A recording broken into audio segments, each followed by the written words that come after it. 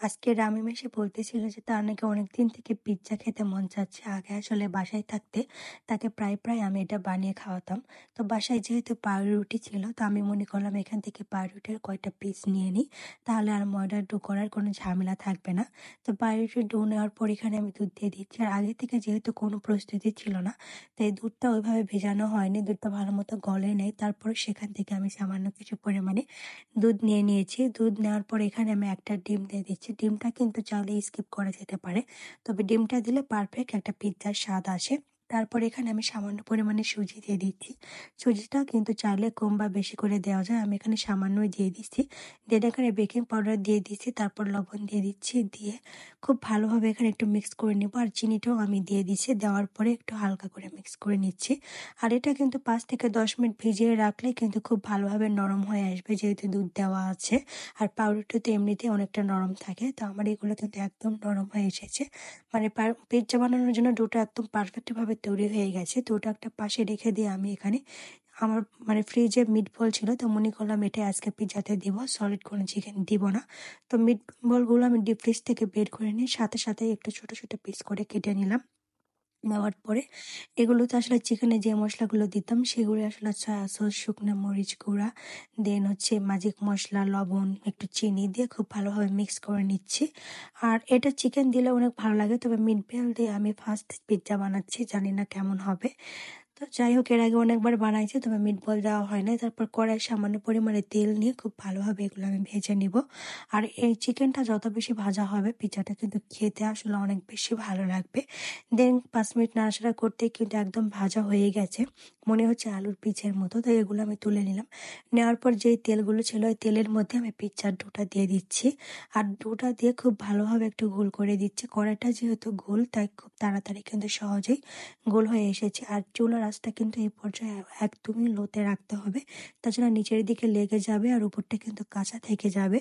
দেন 5 minute এভাবে রাখার পর আমি পিৎজার উপরে যে টপিংগুলো দিব সেগুলো তৈরি করে নিচ্ছি। যেহেতু এখন শীতকাল, তাই এই সময় সব ধরনের সবজি আছে আর সবাই কিন্তু নিজের পছন্দ মতো সবজিটা অ্যাড করে নিতে পারবে।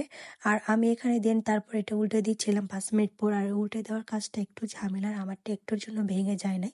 তবে যাই হোক, অবশেষে যে ভাঙে নাই, ভালো আছে, এটাই অনেক।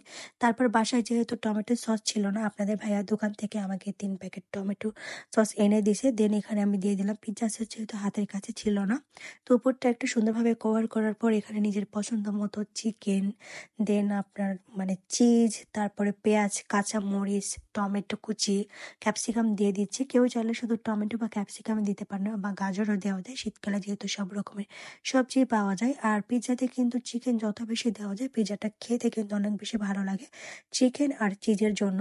সবকিছু দেওয়ার পর উপর থেকে আমি আরো কিছু পরিমাণে চিজ দিয়ে দিচ্ছি। আর চিজটা দেওয়ার জন্য কিন্তু এত বেশি ভালো লাগে পিৎজাটা খেতে। এটা যখন বানাইছিলাম বাসাতে, বানানোর পর খাওয়ার পর কিন্তু মনে হয় না যে এটা বাসাতে বানানো, একদম দোকানের মতনই মনে হয়েছে, কেননা চিকেনটা একদম ভরপুর ছিল। তো এটা নামানোর পর আমি ফার্স্টে কাটলাম। কাটার পর যেহেতু এটা রামিম খেতে চেয়েছিল, তাই আমি রামিমের কাছে ফার্স্টে নিয়ে গেলাম। তার এত বেশি ভাল লাগছে আর সে যে এত পছন্দ করছে, পেট ভরে খাইছে, এটাই আমার কাছে অনেক বেশি ভাল লাগছে যে প্রিয় মানুষগুলো যখন পছন্দের কিছু খেতে চায় আর সেটা বানিয়ে দিতে পারি, আর তাদের কাছে যখন ভালো লাগে, এটা কিন্তু নিজের কাছে অনেক বেশি ভালো লাগে। তো প্রত্যেকদিন আমি যেহেতু আপনাদের ভাইয়াকে দিয়ে ট্রাই করাই আমার রান্নাগুলো, কিন্তু আজকের রেসিপিটা আসলে রামিম খেতে চেয়েছিল, তাই আমি রামিমকে দিয়ে ট্রাই করাইছি। আর তার আসলে অনেক বেশি ভালো লাগছিল।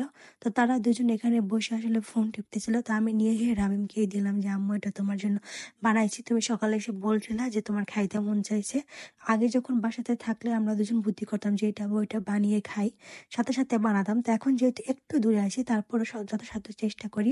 তো সে আমাকে খাইয়ে দিতে চাচ্ছিল, আমি বললাম যে তুমি খাও শোনা, তুমি খেলে আমার পেট ভরবে। আসলে ভাই আর মেয়েদের প্রতি আলাদা একটা ভালোবাসা থাকে প্রত্যেকটা ফুপিদের, মনে হয় নিজের বাচ্চার উপরে কখনো এরকম একটা ফিলিংস আসবে না। রাইট আছি, খাবো না যাও।